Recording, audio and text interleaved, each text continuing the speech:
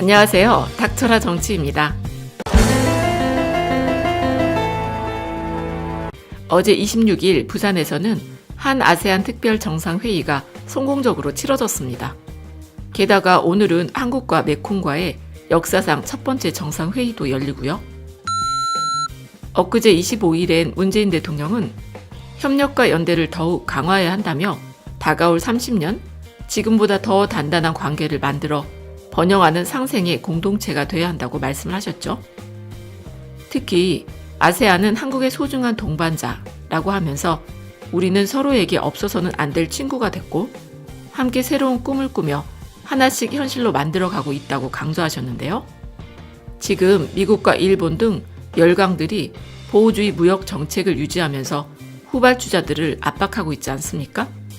이런 때에 함께 잘 사는 상생의 정신을 강조하면서 아세안 10개국의 새로운 비전을 제시하고 있는 것이죠.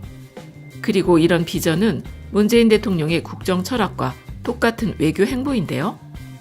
태국의 프라유 짜누차 총리는 문재인 대통령에게 대통령이 임기 내에 아세안 10개국을 모두 방문하신 모습에 한국과 아세안의 전반적 관계를 긴밀하게 발전시키고자 하는 노력과 진정성을 엿볼 수 있다고 말하기도 했어요.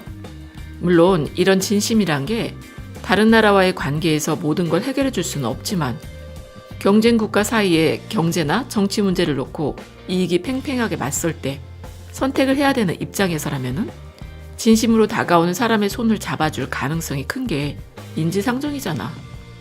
더구나 지금 일본과 중국, 우리나라가 아세안을 놓고 경쟁적으로 싸우고 있어요. 그런데 아시다시피 아베 일본 정부는 자기보다 약하다고 생각하는 상대를 그들 민족성 그대로 얼마나 얕보고 있는지 아세안 정상들이나 국민들이 모를 리가 없겠죠. 그러니까 30년이 넘도록 먼저 아세안 시장에 들어가 있으면서도 아세안이 성장에 점점 커지는 지금은 함께 웃질 못하는 것이죠. 그래서 저는 이런 때에 우리 업체들의 실질적인 능력과 함께 문재인 대통령님의 진심 어린 외교가 큰 도움이 될 거라고 생각을 하는 게 엊그제 발표된 정상회담 성과 중에서도 인도네시아와 협의한 내용이 유독 눈에 띄었어요. 그 회담 자리에서 조코 위도도 인도네시아 대통령이 문재인 대통령에게 존경하는 형님이라고 하면서 친근감을 표시해 이슈가 됐는데요. 조코 위도도 인도네시아 대통령은요, 가난한 집 아들로 태어나 민간인 최초로 인도네시아 대통령이 됐고요. 사람과의 소통을 정치 철학으로 내세워 문재인 대통령과 사람 발자취나 정치 철학이 비슷하다는 평가를 받기도 했었죠. 그래서 그런지 문재인 대통령에게 인간적인 호감을 많이 표시하기도 했는데, 그런데 이번에 연임에 성공했다고 하니까 앞으로 인도네시아와의 사업에 순풍이 불 느낌이 강하게 드는 것 아니겠습니까? 그리고 인도네시아와 세파 협정 타결을 눈앞에 두고 있다고 이전 영상에서 소개해드린 적이 있는데요. 못 보신 분들을 위해서 간략히 정리 좀 해드리자면요. 인도네시아는 190만 제곱킬로미터로 한반도의 약 9배에 달하는 면적을 가지고 있어요. 물론 여러 개의 섬으로 구성된 나라죠. 그리고 인구도 2억 5,800만 명으로 동남아 전체 인구의 40%나 차지하고 있어요. 그러니까 세계적으로도 인구 순위 4위를 기록할 정도로 인구 대국입니다. 또 우리나라와는 아세안 국가 중 베트남 다음으로 두 번째 교역량이 많은 나라이기도 한데요. 2018년 기준 교역 금액을 보면요, 200억 불. 그러니까 하나로 치자면 23조 5천억에 달하는 금액입니다. 그래서 세계적으로는 한국의 제12위 교역 대상국인데요. 게다가 국민 평균 연령도 29세로 굉장히 젊은 나라입니다.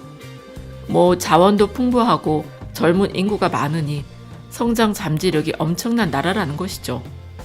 이렇게 젊고 성장 가능성이 큰 인도네시아와 최종 타결만 남겨뒀었던 한 인도네시아의 포괄적 경제 동반자 협정, 즉 세파가 최종 타결됐다는 소식이 이번 정상회담에서 전해진 건데요. 이 포괄적 동반자 협정은 Comprehensive Economic Partnership Agreement의 앞글자만 따온 CEPA, 세파로 불리는데 FTA와 비슷한 것 같은 자유무역 협정이지만 그보다는 조금 더 범위가 넓은 개념으로 양국 간의 상품, 서비스, 투자, 인력 이동뿐만이 아니고 포괄적인 교류, 경제협력까지 전반을 포괄하는 내용의 무역협정입니다. 그리고 인도네시아는 지금까지 일본과의 FTA를 맺어서 자동차나 철강 등 일본이 많이 점유해 왔었는데 우리나라는 그에 비해 상대적으로 높은 관세를 내느라 시장 점유율이 낮은 나라였어요.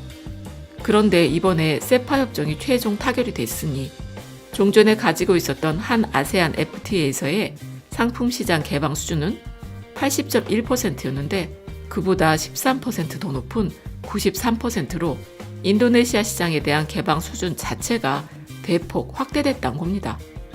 특히 우리 기업이 강점을 가진 자동차용 강판이랑 자동차 부품, 석유화학 제품 등은 체결 즉시 5에서 15% 부과되던 관세를 철폐하게 되면서 우리 기업들이 진출하기 좋은 환경이 만들어졌다고 볼 수 있다는 것이죠. 반면에 아직 취약하고 민감성이 높은 우리 주요 농수 임산물은 양어 제외 등으로 보호하기로 했다고 하니까 이것 또한 다행스러운 소식 아니겠습니까? 그리고 또 단순히 완제품이나 부품, 원자재뿐만이 아니고 자동차 등 산업 개발과 에너지, 문화 콘텐츠, 인프라, 보건 등 다양한 분야에서 양국의 협력을 강화하는 상생 협력의 틀을 마련했다는 점에서 이번 세파 협정의 진정한 장점이라고 할 수 있을 겁니다. 양국이 협정문 법률 검토 등을 거쳐서 내년 초쯤에 정식 서명을 추진하기로 약속을 했고요. 또 영향평가와 국회 비준 동의 등 각자 국내 절차도 신속히 진행할 예정이라고 하네요. 그런데 참고로 이 세파 협정은 2012년부터 본격적으로 추진이 되다가 2014년도에 중단이 됐었죠. 그러다가 2018년 9월에 조코 위도도 대통령이 한국을 방문하면서 정상 간의 세파 협상 재개를 위해 노력하기로 합의하고 나서야 이번에 한 아세안 특별 정상회의에서 최종 타결이 됐는데요. 그러니까 문재인 정부에서 추진하던 신남방 정책이 그야말로 값진 열매를 맺게 된 거라고 생각되는 것이죠. 그리고 또 하나의 아주 핫한 소식이 있어요. 국토부와 인도네시아 공공사업 주택부 사이에 인도네시아 수도 이전에 대한 기술 협력, 업무 협약이 MOU가 체결이 됐는데요. 이번 MOU는 문재인 대통령과 조코 위도도 대통령의 정상회담 직후에 이루어졌어요. 그러니까 앞에서 말씀드린 대로 인도네시아는 정말 인구도 많고 땅도 무지 넓은데 여러 개의 섬으로 구성되어 있어요. 참고로 지금 수도인 자카르타는 자파 섬에 있는데 이게 보르네오 섬보다는 면적이 적어서 그런지 현재 도시 과밀로 인한 교통체증 문제도 너무 심각하고요.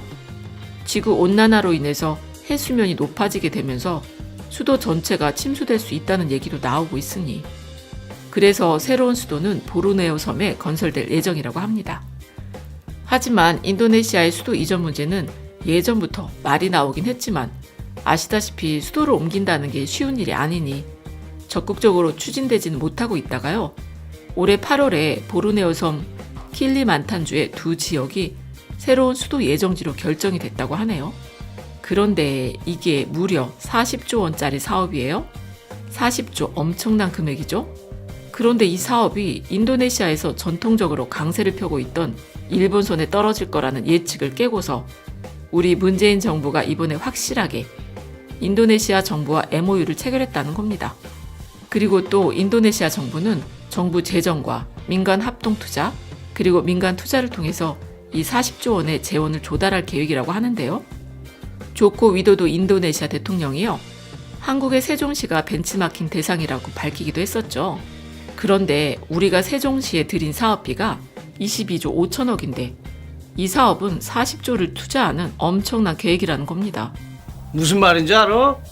2020년 서울시 1년 예산이 39조 5,200억인데 그에 준하는 금액이고요.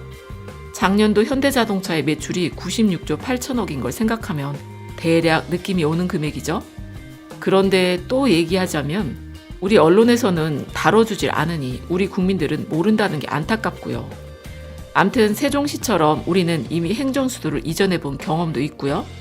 게다가 4차 산업혁명 시대에 걸맞는 새로운 인프라를 모두 다 건설할 수 있는 종합적인 능력을 우리는 가지고 있으니 좋은 결과도 기대가 되는 거죠.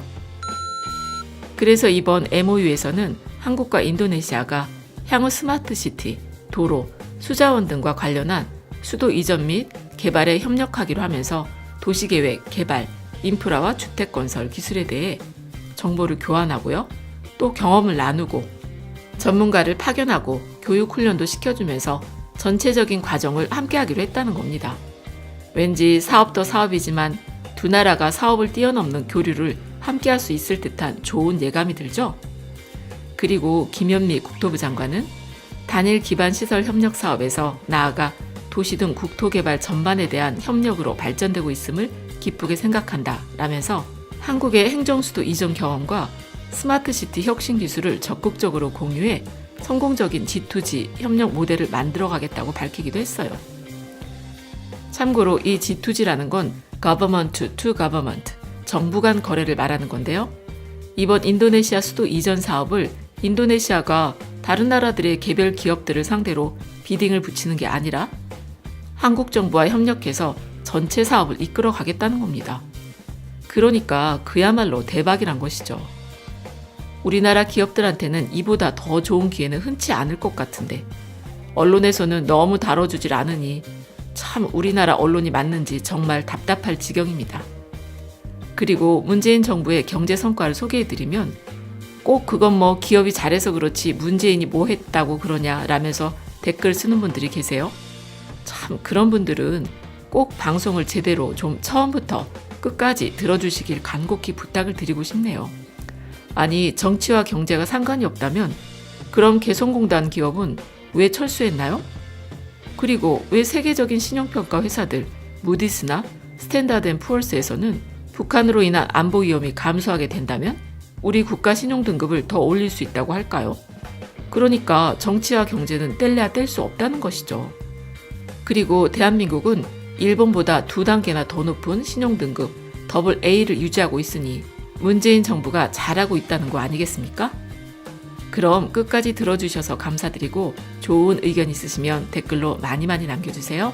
감사합니다.